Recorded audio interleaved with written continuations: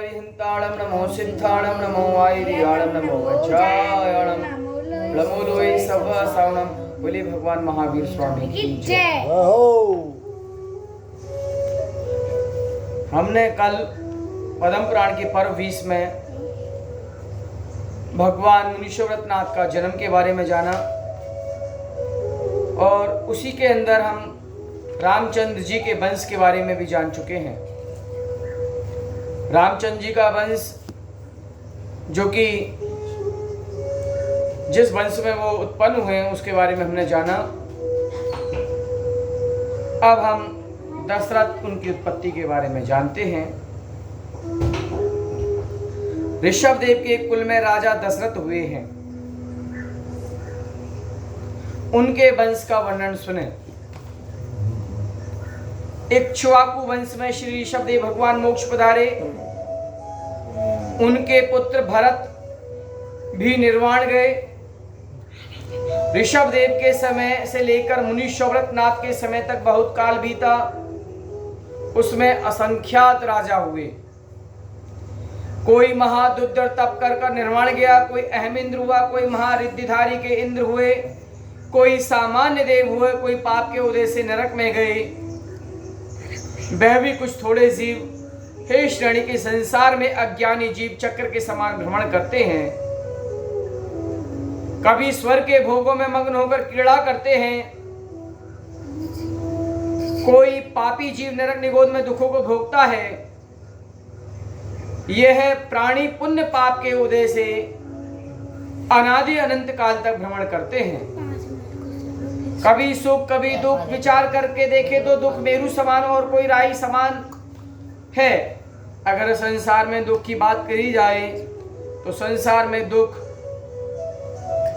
मेरु के समान है और संसार में अगर दुख की बात करी जाए तो मेरु के समान है। और इस संसार में अगर हम सुख की बात करें तो सिंपल राई के समान होता है।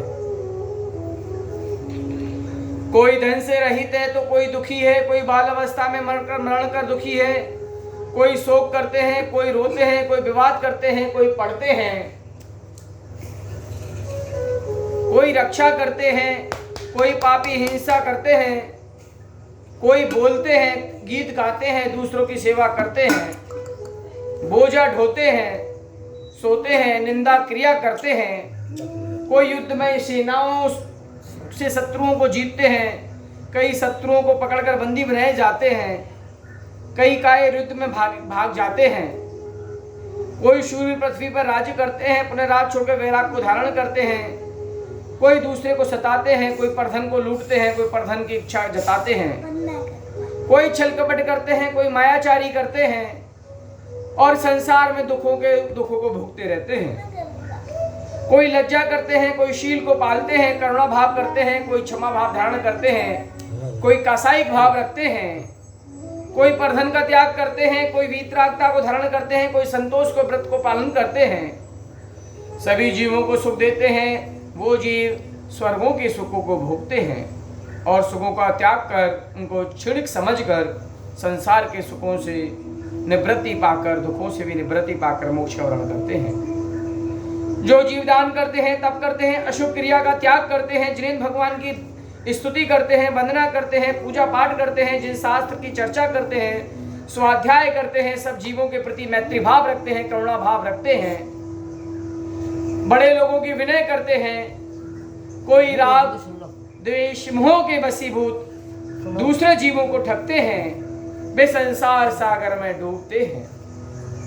अनेक प्रकार के नृत्य करते हैं, रमते हैं, खेत खिन्न होकर शोक करते हैं, झगड़ा करते हैं, असीम कृषि वाणिज्य व्यापार करते हैं, ज्योतिष वैद्य कुयंत्र मंत्र तंत्रादि करते हैं, श्रृंगादि शास्त्रों की रचना करते हैं और संसार में घूमते ही रहते हैं। इस प्रकार हमने देखा है संसार में जो जीव कासायिक भावों में रहता है, पापों में लगा रहता है, वह जीव संसार में दुखों को प्राप्त करता रहता है और संसार में परिभ्रमण करता रहता है। कुछ लोग क्या क्रिया करते हैं, कुछ लोग कुछ क्रिया करते हैं और संसार में परिभ्रमण करते हुए जन्म मरण के दुखों को भोगते हैं। हमने ये देखा है कि कोई श्रृंगारादि शास्त्रों की रचना करते हैं, संसार में घूमते हैं। कुछ लोग अशुभ कर्म करते हैं, अपने आत्मधर्म को भूलते हैं और चारों गतियों में परिभ्रमण करते रहते हैं। इस अवसरण काल में आयु काल बल आदि घटता रहता है।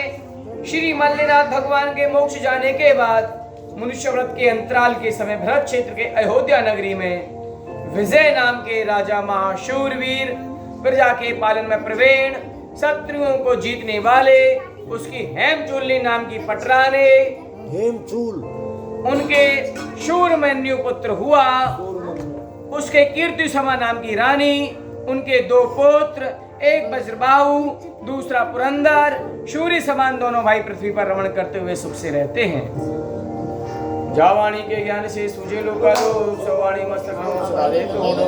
हे जवाणी भारती तुझे पूजन रे, जो तेरा शरणा के सो पावे सुचैन।